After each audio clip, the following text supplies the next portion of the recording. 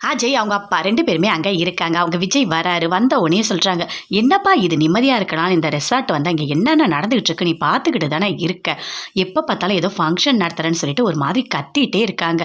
அதுவும் 5,00,000 price வேறையாம், best கப்புலாம் அப்படின்னு சொல்கிறாங்க. இதெல்லாம் யார் கலந்துப்பா அப்படின்னு சொல்லிட்டு அஜயோட அப்பா சொல்லிட்டு இருக்காரு. அதுக்கு விஜய் சொல்கிறாரு, ஆமாம் அப்படின்னு சொல்லிட்டு, நீ கலந்துக்க போறியா விஜய் அப்படின்னு சொல்லிட்டு கேட்குறாரு. இல்லை இல்லை நான்லாம் கலந்துக்கலை அப்படின்னு சொல்கிறாரு.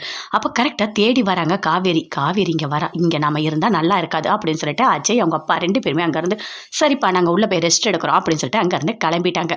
காவேரி வந்து கிட்ட பேசுகிறாங்க. இங்கே பாருங்கள் உங்ககிட்ட ஒன்று பேசணும் அப்படின்னு சொல்லிட்டு, சொல்லு என்ன அப்படி சொல்லிட்டு விஜய் கேட்குறாரு. இல்லை எங்கள் வீட்டில் ரொம்ப கடன் இருக்குது, உங்களுக்கு தெரியும்ல, நான் பணம் கொடுக்கணும் வீட்டுக்கு, அதனால் இந்த பெஸ்ட்டு கப்புள் அதில் நம்ம பார்ட்டிசிபேட் பண்ணலாமா அப்படின்னு சொல்லிட்டு காவேரி கேட்குறாங்க.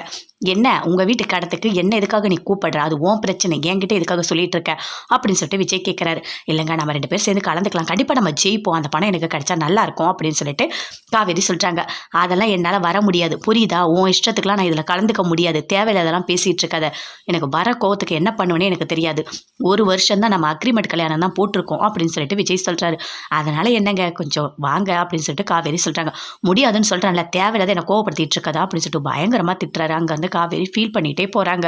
சூர்யா ஒர்க் பண்ணிகிட்டே இருக்காரு. அப்போ மகா வராங்க. வந்த உடனே உங்ககிட்ட கொஞ்சம் பேசணும் அப்படின்னு சொல்கிறாங்க. ஏன் என்ன ஒர்க் பண்ண வேணாம்னு சொல்ல போறியா அப்படின்னு சொல்லிட்டு சூர்யா சொல்கிறாரு. எனக்கு நிறைய வேலை இருக்குது, என்ன டிஸ்டர்ப் பண்ணாத போ இங்கேருந்து அப்படின்னு சொல்லிட்டு சூர்யா சொல்கிறாரு. இல்லைங்க அதெல்லாம் நான் எதுவுமே சொல்லலை, உங்ககிட்ட வேற ஒன்று பேசணும் அப்படின்னு சொல்லிட்டு மகா சொல்கிறாங்க.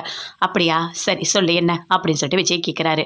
இல்லைங்க எங்கள் வீடு வந்து அடமானத்தில் இருக்குல்ல, இன்னும் 10 நாட்குள்ளே அதை மீட்கணும், அப்படி இல்லைன்னா வீடு வந்துட்டு ஏலத்துக்கு போயிடும், பணம் எனக்கு தேவைப்படுது, ஏன் இப்போ என்ன உனக்கு தேவையான பணத்தை நான் தாத்தா கிட்ட சொல்லி பணம் வாங்கி கொடுக்கவா அப்படின்னு சொல்லிட்டு சூர்யா சொல்கிறாரு. இல்லைங்க இல்லை அதெல்லாம் எனக்கு எதுவுமே வேணாம், தாத்தா கிட்ட பணம் வாங்கணும் நான் என்றைக்குமே நினச்சது கிடையாது அப்படின்னு சொல்லிட்டு மகா சொல்கிறாங்க. சரி இப்போ என்ன தான் சொல்கிற அப்படின்னு சொல்லிட்டு கேட்டுகிட்டே இருக்காங்க. அதுக்குள்ளே ராஜலக்ஷ்மி சித்ராதேவி 2 பேருமே பார்த்துக்கிட்டு இருக்காங்க. இல்லைங்க இங்கே பெஸ்ட்டு கப்புள் வந்து நடந்துகிட்ருக்கு, கண்டிப்பாக நம்ம அதில் கலந்துக்கலாமா, அதில் கலந்துக்கிட்டால் கண்டிப்பாக 5,00,000 பணம் கிடைக்கும், அதை வச்சு நான் கொஞ்சம் வீட்டை மீட்டுப்பேன் அப்படின்னு சொல்லிட்டு மகா சொல்கிறாங்க. என்ன பேசிகிட்டு இருக்கா, இல்லை யோசிச்சு தான் பேசிகிட்டு இருக்கியா, கொஞ்சம் கூட யோசிக்கவே மாட்டியா, நான் எப்படி கலந்துக்க முடியும், நம்ம 2 பேர் பெஸ்ட்டு கப்புளா, நம்ம 2 பேர் கப்புளே கிடையாது, அதில் என்ன பெஸ்ட்டு கப்புள் வேறு, எனக்கு கோடிக்கணக்கில் பிஸ்னஸ் போயிட்டுருக்கு, அதை நான் பார்க்குறத விட்டுட்டு வெறும் 5,00,000 நான் வந்துட்டு இதில் பார்ட்டிசிபேட் பண்ணணுமா, இப்படி நான் கலந்துக்கிறேன்னு தெரிஞ்சாலே அது என் குடும்பத்துக்கு நான் கொடுக்குற அவமானம், புரியுதா உனக்கு, கொஞ்சம் கூட யோசிக்கவே மாட்டியா, என்ன போய் கூப்பிடுற, என்னை தேவையில்லாத கோவப்படுத்திகிட்டே இருக்காத, உன் வீட்டுக்கு அடுத்த நீ பார்த்துக்கோ, ஏன்னாலாம் வந்து இதை பண்ண அதை பண்ண ஆர்டர்லாம் என்கிட்ட நீ போட்டுட்டு இருக்காத, புரியுதா உனக்கு அப்படின்னு சொல்லிட்டு சூர்யா பயங்கர கோவமாக மகாவை திட்டுறாரு. அது எல்லாமே பார்த்துட்ருக்காங்க சித்ராதேவி ராஜலக்ஷ்மி 2 பேருமே. அப்போ ராஜலக்ஷ்மி சொல்கிறாங்க, பாத்தியா என் பையன் சூர்யாவை எவ்வளோ சூப்பராக சொன்ன மாதிரி கலந்துக்க மாட்டான்னு, என் பையன் எப்போவுமே சூப்பர் தான் அப்படின்னு சொல்லிட்டு போகிறாங்க. நல்லது தான், நம்ம நினச்சது எல்லாமே நல்லபடியாக நடக்குது அப்படின்னு சொல்லிட்டு சித்ராதேவி பயங்கரமாக சந்தோஷப்படுறாங்க. குமரன் சொல்கிறாரு, இங்கே பெஸ்ட்டு கப்பல் போட்டி நடக்குது, நம்ம கலந்துக்கலாமா அப்படின்னு சொல்லிட்டு கங்கா கிட்ட கேட்குறாரு. அதுக்கு கங்கா சொல்கிறாங்க, வேண்டாங்க எதுக்கு வேஸ்ட்டா அப்படின்னு சொல்கிறாங்க. இல்லை கங்கா கண்டிப்பாக நம்ம கலந்துக்கலாம், அதில் 5,00,000 பணம் வரும், அதை வச்சு நாம் கடையை டெவலப் பண்ணலாம், 2-3 கடை போடலாம், நிறைய த்ரெட்டு வாங்கலாம், நிறைய நல்லா பண்ணலாம் அப்படின்னு சொல்கிறாரு. அதை கேட்டோடனே கங்காவுக்கு பயங்கரமாக கோவம் வருது. எனக்கு பேசிகிட்டு இருக்கேன், கொஞ்சம் கூட யோசிக்கவே மாட்டிங்களா, ஒரு ட்ரெஸ்ஸு கடை வைப்போம், கல்லால் உட்காருவோம், இதெல்லாம் யோசிக்கவே மாட்டிங்களா, முன்னேற்றத்தை பற்றி மறுபடியும் தைக்கணும், இப்படி தான் பண்ணணும், இப்படி தான் யோசிப்பீங்களா அப்படின்னு சொல்லிட்டு கங்கா பயங்கர கோவமாக குமரனை திட்டுறாங்க. அதுக்கு குமரன், சரி கங்கா சரி நான் இப்படிலாம் பேச மாட்டேன், சரியா நம்ம கலந்துக்கலாமா, சரிங்க நம்ம கலந்துக்கலாம் அப்படின்னு சொல்லிட்டு கங்கா சொல்கிறாங்க. குமரன் பயங்கரமாக சந்தோஷப்படுறாரு.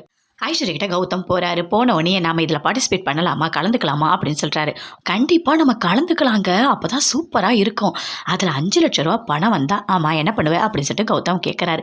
அது வந்தோடனே காஸ்டியூம்ஸ்லாம் வாங்கிப்பேன், மேக்கப்லாம் வாங்கிப்பேன், நிறைய செலவு பண்ணுவேங்க, என்னோட மாடலுக்கு தேவையான எல்லாமே சூப்பராக பண்ணுவேன், ஜுவல்ஸ்லாம் வாங்குவேன் அப்படின்னு சொல்லிட்டு ஐஸ்வர்யா சொல்கிறாங்க. ஆமாம் 5,00,000 பணத்தை உங்ககிட்ட கொடுத்துட்டு நான் என்ன நாக்க வடிக்கணுமா அப்படின்னு சொல்லிட்டு கௌதம் சொல்கிறாரு.